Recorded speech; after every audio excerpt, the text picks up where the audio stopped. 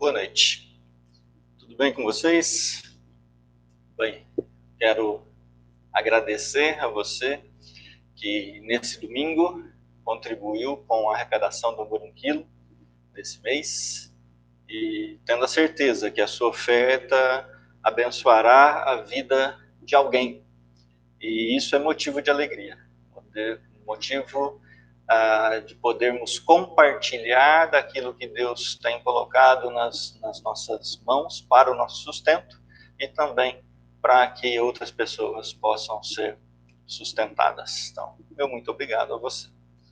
Bem, hoje é o nosso quarto encontro que temos refletido sobre algumas ações de Jesus registradas nos evangelhos.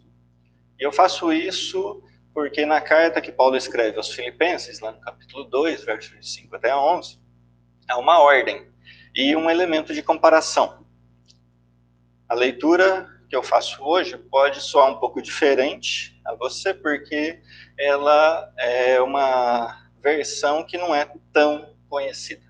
É a tradução na versão da Bíblia, a Mensagem, e eu gostaria que você acompanhasse. Carta de Paulo aos Filipenses, capítulo 2, verso de 5 até o verso 11. Diz assim: Tentem pensar como Cristo Jesus pensava. Mesmo em condição de igualdade com Deus, Jesus nunca quis tirar proveito dessa condição. De modo algum. Quando sua hora chegou, ele deixou de lado os privilégios da divindade e assumiu a condição de escravo, tornando-se humano. E depois disso, permaneceu humano. Foi sua hora de humilhação. Ele não exigiu privilégios especiais, mas viveu uma vida abnegada e obediente, tendo também uma morte abnegada e obediente, e da pior forma, a crucificação. Tanto a ordem quanto a referência apontam para Jesus. O apóstolo Paulo, falando a respeito do autoesvaziamento de Jesus, ele deixou uma ordem para que nós seguíssemos esse exemplo. Tenham vocês o mesmo sentimento, o mesmo modo de pensar, a mesma atitude que houve em Cristo Jesus. Nessa semana, minha intenção é levá-los a refletir sobre a abrangência do Evangelho. E uma frase do escritor português José Saramago nos ajuda nesse início. E ela diz assim: se puderes olhar, vê. Se podes ver, repara. Deixa eu repetir. Se puderes olhar, vê. Se podes ver, repara. Eu gostaria de ler mais um texto bíblico com vocês. Evangelho de Lucas, capítulo 6, a partir do verso 6. E lá nós lemos assim: E aconteceu também, em outro sábado, que entrou na sinagoga e estava ensinando. E havia ali um homem que tinha a mão direita mirrada.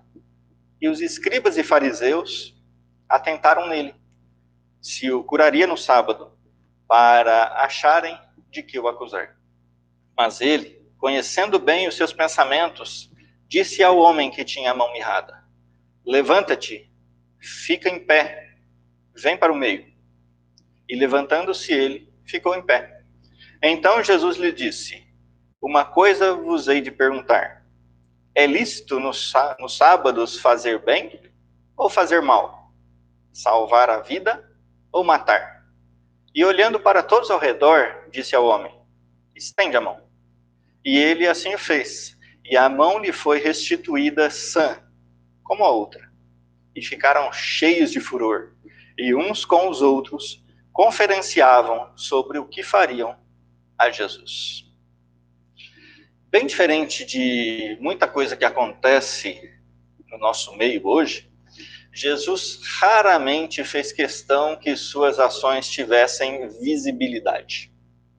A maior parte delas simplesmente aconteceu. Quem viu, viu. Quem não viu, perdeu. Mas aqui nós temos um momento diferente. Jesus coloca aquele homem com a mão atrofiada em evidência. Pensem comigo sobre isso. Havia ali, naquela sinagoga, um grupo de homens reunidos. Havia ali homens religiosos. Havia ali homens compromissados com uma reunião que acontecia aos sábados, com hora marcada. Havia ali um homem que vivia à margem, um homem marginalizado. Havia ali Jesus, que, embora ensinasse o grupo de homens religiosos que se reuniam sistematicamente aos sábados naquela sinagoga, não deixou de reparar no homem que vivia à margem. Eu faço aqui, então, a primeira consideração. Pessoas que vivem à margem não são invisíveis. É preciso afirmar isso porque nós temos a inclinação de fecharmos os nossos olhos e ouvidos diante de alguns quadros. Nos fechamos para aquilo que exige mudança de nossa parte e nos fechamos para aquilo que exige ajuda da nossa parte. O homem da mão atrofiada existia e ele podia ser visto pelos outros, mas os outros preferiam não vê-lo. O relato de Lucas diz que enquanto Jesus estava ali os ensinando, e também estava ali aquele homem da mão atrofiada, no canto, à margem, aquele grupo só prestava atenção em Jesus. E não com uma intenção positiva, mas com uma motivação negativa. Eles não estavam interessados na qualidade do ensino de Jesus, eles não estavam interessados em aprender com Jesus, eles não estavam interessados em como aplicar na vida prática os ensinos de Jesus, eles estavam ali com outras intenções, apenas buscando defeitos em Jesus para que pudessem acusá-lo mais tarde. Nós chamamos de marginais aos que vivem à margem da lei e nós ansiamos por uma intervenção da lei. Mas também existem aqueles que vivem à margem do mercado de trabalho, aqueles que vivem à margem de uma alimentação digna, aqueles que vivem à margem da escola, aqueles que vivem à margem de relacionamentos saudáveis. Eles existem aos milhões e eles não são invisíveis. E a pergunta que eu me faço, e faço a você também, é se nós também temos ansiado para que haja uma intervenção na vida desses marginais. Ao ver Jesus reparando naquele marginal, eu aprendo que o Evangelho tem o dever de reparar nos marginais. Não é uma exclusividade. O Evangelho não tem que somente reparar nos marginais. Mas ele não pode fingir que os marginais não existem. Nós fazemos uma separação, nós fazemos uma distinção entre aquilo que é alvo do Evangelho e aquilo que não é alvo do Evangelho. E nós dizemos que o Evangelho é para a alma e nós ignoramos as pessoas marginalizadas que estão desprovidas de tantas necessidades básicas e que convivem conosco. Sabemos que elas existem, mas vivemos como se elas não existissem. Nos comportamos como aquele grupo de fariseus. Mas é preciso não somente enxergar, é necessário também agir para mudar essa situação. Diante daquele grupo com cara de santo, que estava ali reunido naquela sinagoga, Jesus chama a visibilidade àquele marginalizado. Vem para o meio. Ora, para quê vir para o meio? Aquele homem poderia ser curado onde ele estava. Jesus fez isso em diversas oportunidades. Jesus curou pessoas que simplesmente tocaram nele. Jesus curou pessoas simplesmente falando algo à distância. Jesus curou o servo do centurião sem ao menos ir à casa do centurião. Não havia necessidade dessa exposição. Jesus não está tratando somente da cura física daquele homem da mão mirrada. Jesus está indo além disso. Bem, Jesus poderia curar aquele homem ali mesmo onde ele estava, no seu cantinho, não precisava incomodar ninguém, não precisava vir para o meio e revelar a invisibilidade que até aquele momento parecia que existia sobre a vida daquele homem. Jesus não quer apenas realizar um milagre físico. Jesus quer também mudar uma realidade social, uma triste realidade social, que é a realidade de templos cheios de pessoas religiosas que se reúnem sistematicamente, mas que mantêm à margem os marginalizados. Sob o pretexto de não podermos fazer tudo, nós optamos por não fazer nada.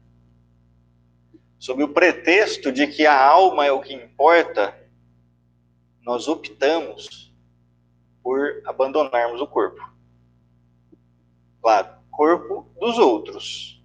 Porque naquilo que diz respeito ao nosso, nós cuidamos, nós clamamos a Deus para que Deus cuide de nós, e inclusive nós reclamamos das pessoas que não nos ajudam nesse cuidado.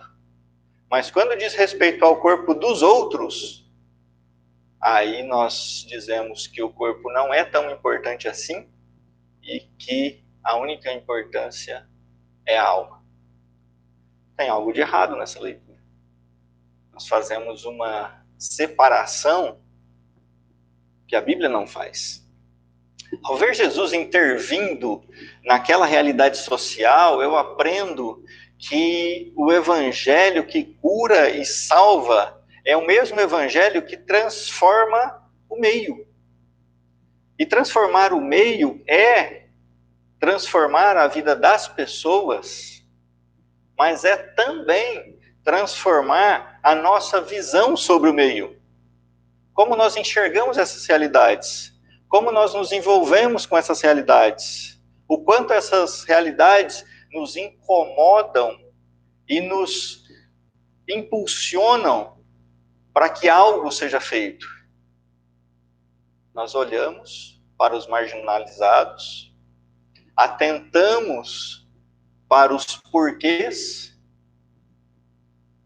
mas é muito comum que nós nos esqueçamos de que esses marginalizados são criaturas de Deus, criados à imagem e semelhança de Deus, e que são, inclusive, como nós um dia fomos, marginalizados, de alguma maneira. Essa realidade, ela precisa ser mudada. É também papel da igreja intervir nessa realidade.